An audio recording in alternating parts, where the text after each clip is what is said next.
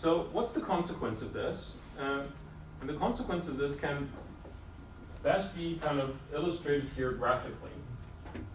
So suppose now you're a risk-averse investor, that's the key assumption here. And I will give you a couple of choices to make. Maybe let's start off with this comparison. So maybe you can choose to get either this one or this one. Which one would you pick? The upper one, because for the same risk, the upper one gives higher return. Exactly. So you would compare all the assets with the same risk here. Right. So this is a line of same risk. And as kind of a rational investor that cares about mu and sigma, you would take the best trade-off between risk and return. So you want to be as far high up as you can. Right. So you're probably going to choose this here over the other one because it has, this one is ruled out.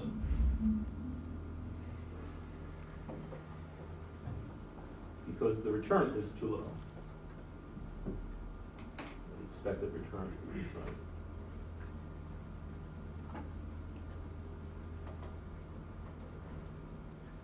All right, so that's one way of approaching is you pick a level of risk and then you know, okay, a risk-averse investor would kind of, any kind of rational investor would kind of pick the portfolio with the highest expected return for that given level of risk. The second comparison that we can make would be a horizontal one. So that would be this comparison. So these are assets which have the same expected return.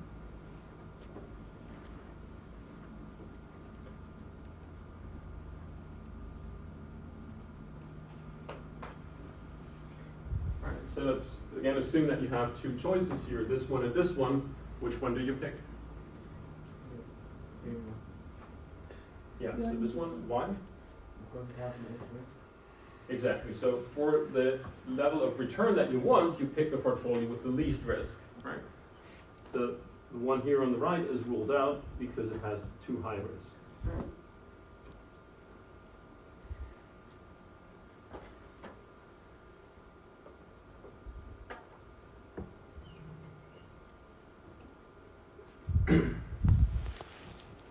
So again, you can do this for every level of return, and you would pick the least level of risk for every return that you have.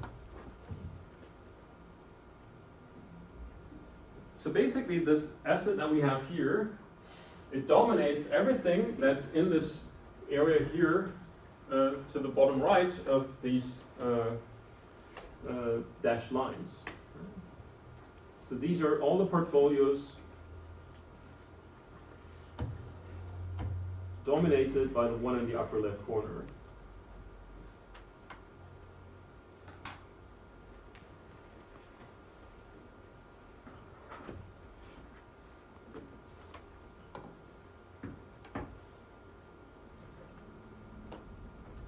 Right, so even though you can theoretically achieve those portfolios, you will never choose them. Right? So you rule out everything that's to the right.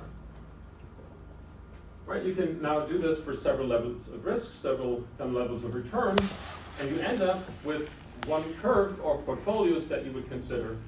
The curve starts here at this point. Remember, we have a name for this. That's the minimum variance portfolio. And then you take the upper part of the hyperbola. Right, the bottom part is also ruled out because for every level of risk, you find a portfolio with a higher return. So you will never be on the lower part of the hyperbola.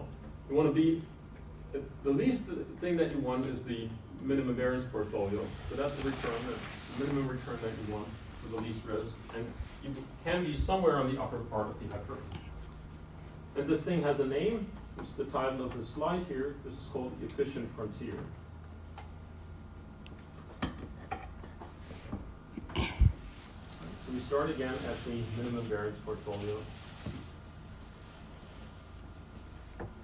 At the upper part of the hyperbola of the leg. That's your efficient frontier. So this is actually how far Markowitz goes, because where you want to be on the efficient frontier is not clear so far.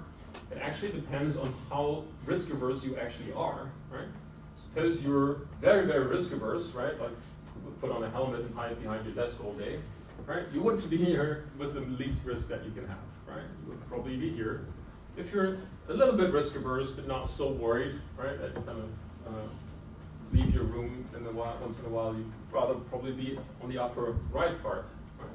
So where exactly you choose to be on the efficient frontier is not clear so far without making a specific assumption on how risk averse you are.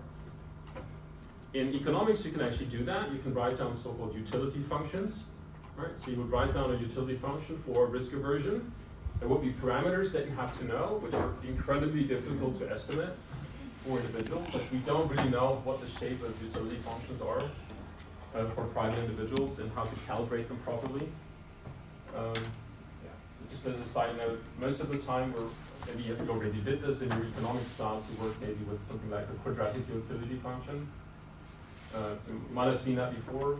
The reason why we picked the quadratic utility is not because it's realistic, but because you take the first derivative of that in optimization, it's a linear function, and with the result you can work nicely, right? So if you have a linear function, you can always solve it basically. So it's an assumption that people choose to have a model they can solve. It's not realistic. And there is logarithmic utilities, you can have logarithm in there. The different forms of risk aversion, absolute and relative risk aversion that you can have. So many different things, and it's not quite clear what kind of the appropriate level is. Gladly for us, it does not really impact here our theories that we're after. But no matter what your preference level is, you don't want to be anywhere here in the area. You only want to be on this efficient frontier, on this red curve that you see.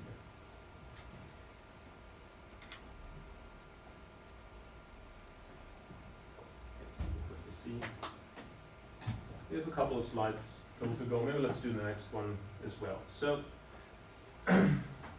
once you've determined what your efficient frontier is, there's one thing missing here, and that was our thoughts about the risk-free asset. Right? So that was missing. So maybe let's do that. So, again, the risk-free asset combined with any portfolio is just a linear straight line through that. So for example, here this will be our minimum variance portfolio, and the gray dashed line is just the combinations of all portfolios you can get by combining the risk-free asset with the minimum variance portfolio. And you take this here. These are all feasible portfolios.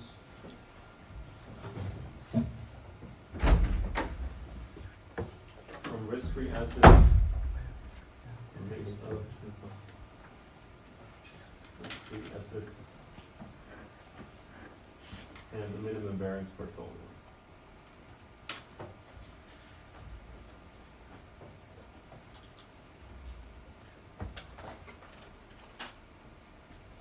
Now, is this minimum variance portfolio a good candidate to mix with the risk-free asset? Does that look like a good choice?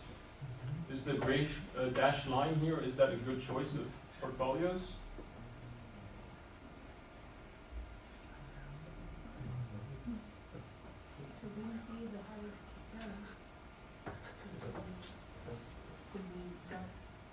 Yeah, so let's kind of apply the same logic as before. Pick a certain level of risk. So maybe we're here. Well, we couldn't be here before, so yeah, that looks like a decent choice, right? But we still haven't figured out if we can do better. But let's maybe do this one here. Well, you can be on the gray shaded area, but you already see that there is a point up here on the efficient frontier, which is better, right? So you don't want to be on the gray shaded line here, because the portfolios on the efficient frontier dominate that, right? So that doesn't seem to be a good choice. So for the same amount of risk, I could get more return. Why would I stay on this?